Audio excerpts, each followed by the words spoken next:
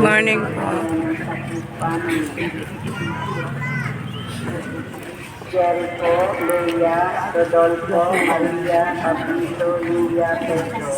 Mga nag-alay mula ng Espanyol, Rosa family, Eugene Lacurin, Dr. Donato Ferrer and family, Dinihos family, at alay para sa Quaresma, Minister Luis Renato, Ramores,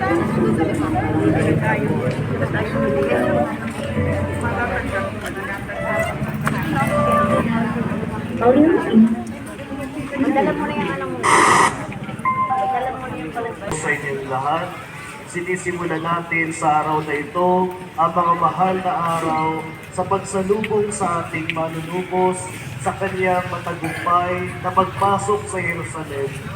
Maligayang tinanggap sa Jesus ng mga kababayan niyang Hudyo sa pagwawawayway ng mga palaspas, samantalang pumapasok sa Jesus sa pinagpalang lungsod. Ang mga tao ring ito ang babato at kukutya sa kanya, samantalang naglalakbay na pasag ang krus patungo sa Kalbaryo, kung saan isasagawa niya ang gawaing pagliligtas. Sa ngalan ng Ama, ng Anak at ng Espiritu Santo. Amen. Sumainyo ang Panginoon. At sumainyo rin.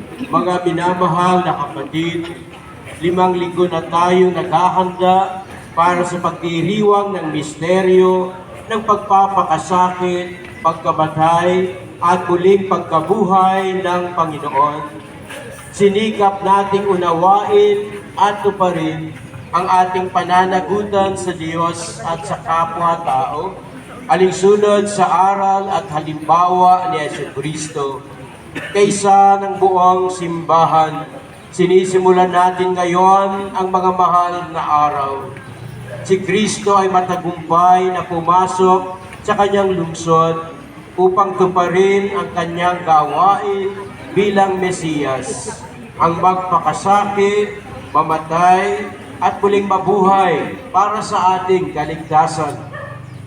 Taimtim nating sariwain sa alaala ang kanyang pag-aalay ng sarili para sa kapwa at sundan natin siya ng may buhay na pananampalataya.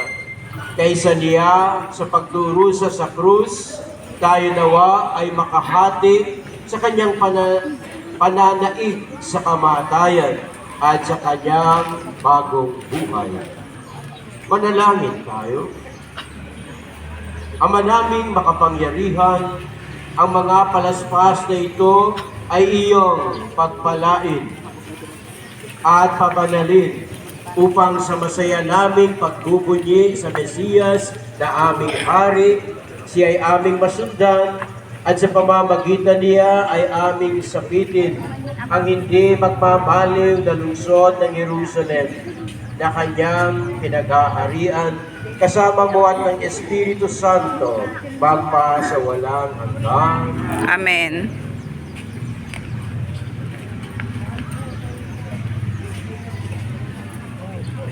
Ayan guys, ma-start na magpaspas si Father.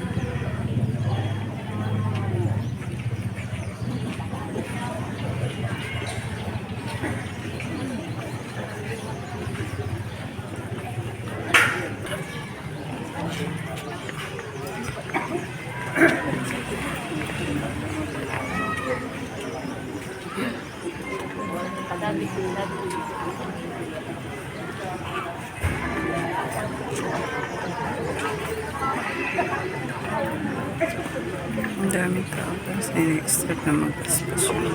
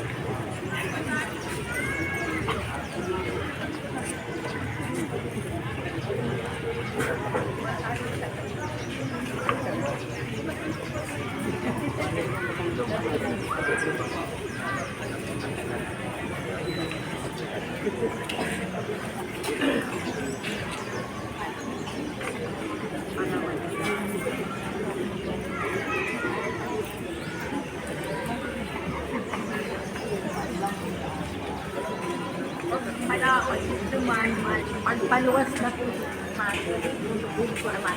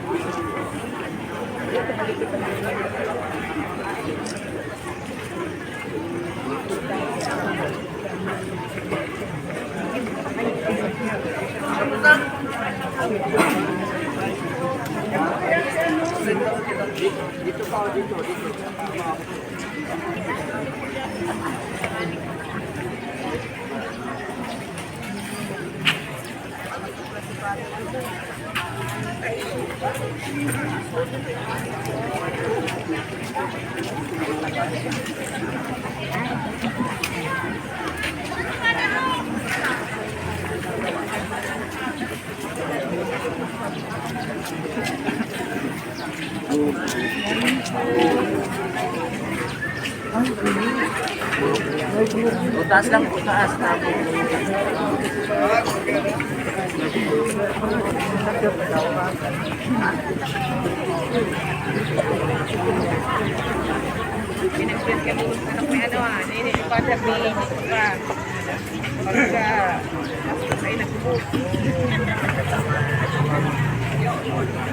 Sumainyo ang Panginoon. At sumayin niyo rin. Ang mabuting balita ng Panginoon ayon kay San Marcos. Pinupuri sa iyo, Panginoon. Malapit na sina Jesus sa Jerusalem, nasa gulod ng bundok ng mga olibo, at natatanaw na ang mga bayan ng Betfage at Betania. Pinauna ni Jesus ang dalawa sa mga alagad at sinabi sa kanila, "Pumunta kayo sa susunod na layon. Sa pagpasok doon ay makikita ninyong nakatali ang isang bisiro na asno na hindi pa nasasakyan ni naman. Kalagin ninyo at dalhin dito.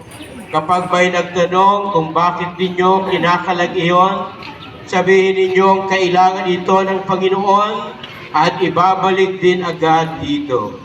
Kaya't lumakad na sila at natagpuan nga nila ang asno sa tabi ng daan, nakatali sa may pintuan ng isang bahay. Nang kinakalag na nila ang hayop, tinanong sila ng ilan sa mga nakatayo roon, "Bakit ninyo kinakalag iyan?" Sumagot sila gaya ng bilin sa kanila ni Jesus at hinayaan silang umalis. Dinala nila kay Jesus ang bisirong asno at matapos isapin sa likod nito ang kanilang mga balabal, ito'y sinakyan ni Jesus. Maraming naglatag ng kanilang mga balabal sa daan, ang iba naman ay pumutol ng madahong sanga ng kahoy at siyang inilatag sa daan.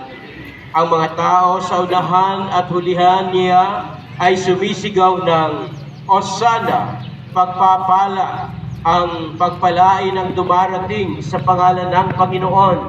Pagpalain nawa ang kaharian ng ating amang si David na muling itinatatag, purihin ang Panginoon." Ang mabuting balita ng Panginoon. Pinupuri ka namin, Panginoong Jesucristo. Ginigilig kong mga kapatid, tularan natin ang mga tao na nagpunyi kay Jesus, halinang magprosesyon sa kanyang karangalan, taglay ang kapayapaan.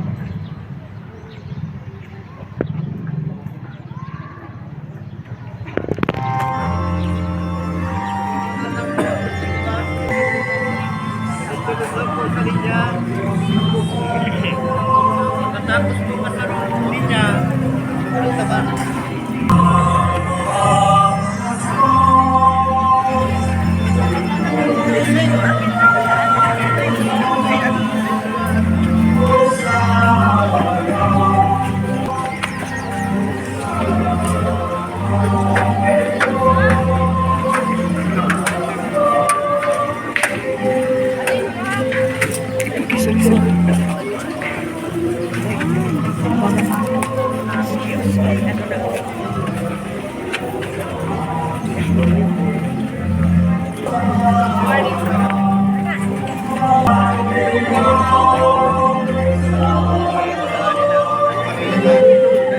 Duterte.